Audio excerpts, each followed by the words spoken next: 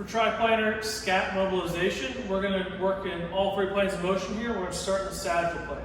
So we need to grab onto something. It could be a pole, it could be a door frame, it could be a rack, anything where we get the arms starting straight out in front of us.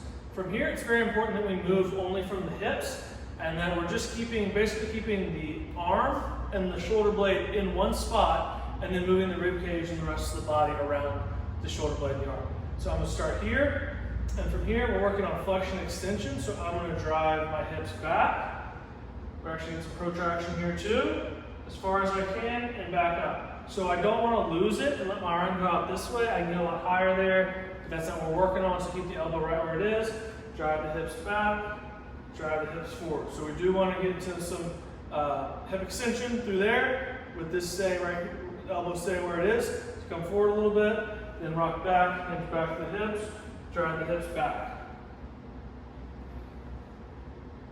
After that, we're going to turn sideways. So from the back, we're going to look in this position.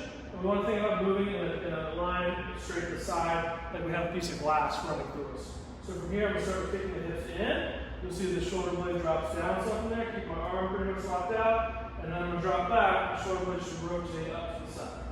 So if we're looking at this way, I'll go in and then hips out.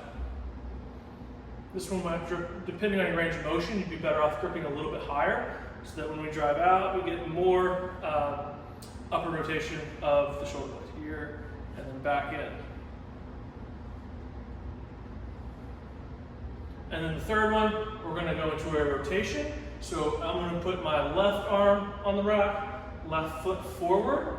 Keep this pretty much locked out here. I'm going to take my right hand and I'm going to reach under and rotate the hips and the shoulders around that shoulder blade and reach as far as I can this way, and then I'm going to open up the other way while turning the hips. So I'm getting a full rotation and then getting some thoracic rotation extension.